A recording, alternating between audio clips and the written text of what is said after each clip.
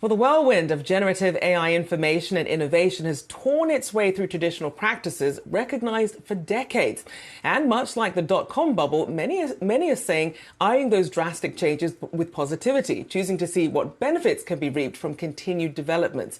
But many are also stressing their concerns, particularly as AI remains relatively unregulated. We see that playing out in many ways, from the writer-SAG-AFTRA strikes to students cheating on their exam papers, or perhaps rising worries about how AI might impact people's civil rights in the workplace.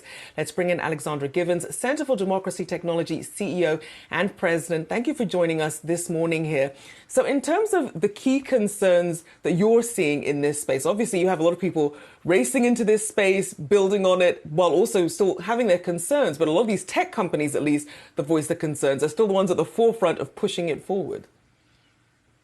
That's absolutely right. And one of the most important things is that we are talking about the full range of concerns and that all of these things are on the table. There's a lot to be excited about when we think about the developments in medical research, how quickly human advancement is going to keep moving. There's a lot for us to champion, but we need to think about the ways in which AI is impacting people's lives already, right now, sometimes in deeply harmful ways, and make sure that we're planning with deep caution and accountability toward the future. So as we look at some of the risks, I mean, there's accuracy, reliability, some of the bias that can be built in, because obviously these models are only as good as the data that's being put into it, and it's being put in by human beings who come with their own set of biases. What are some of the concerns, and how are you seeing those managed, perhaps any calls by regulators that you're seeing? Sure. So the accuracy concerns are real, right? We're seeing that there can be hallucinated results, that they sometimes can be tools that simply aren't fit for purpose. And one of the biggest things that I worry about is how to make sure that the public and consumers understand those limitations, and that companies who are deploying these tools are taking that into account and not overhyping their potential, and are being very real about the risks and the lack of accuracy in some of the results that are generated. That's one set of concerns. Then we need to think about what happens even when the tools are working well, when they're not biased and they are actually producing accurate results.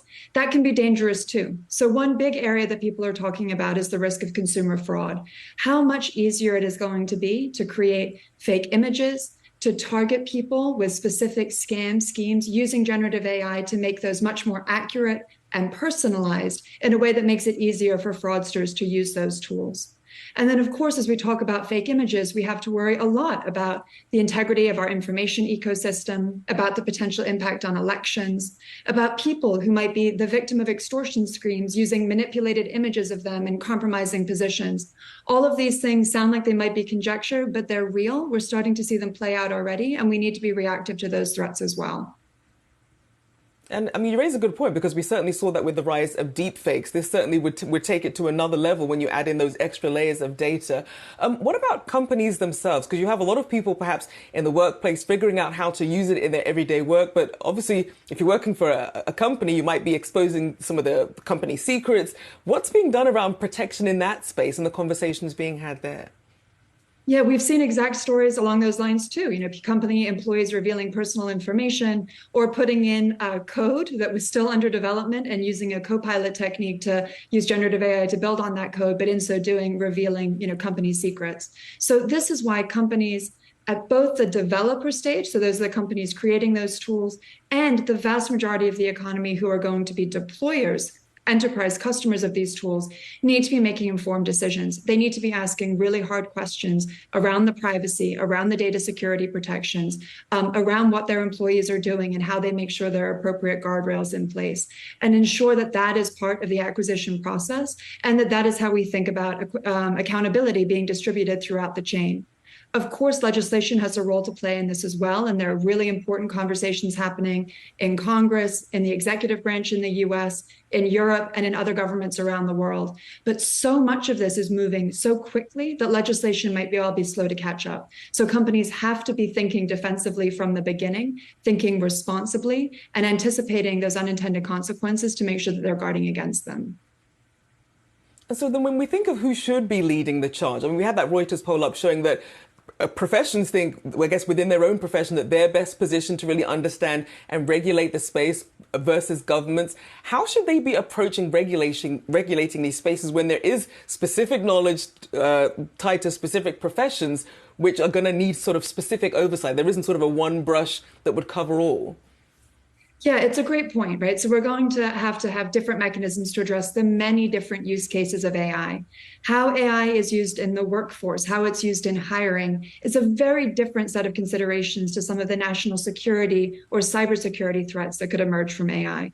And so we need government to be nimble and to have the different in Congress and the legislative bodies, the different committees of jurisdiction looking at their respective areas and different agencies looking at that as well.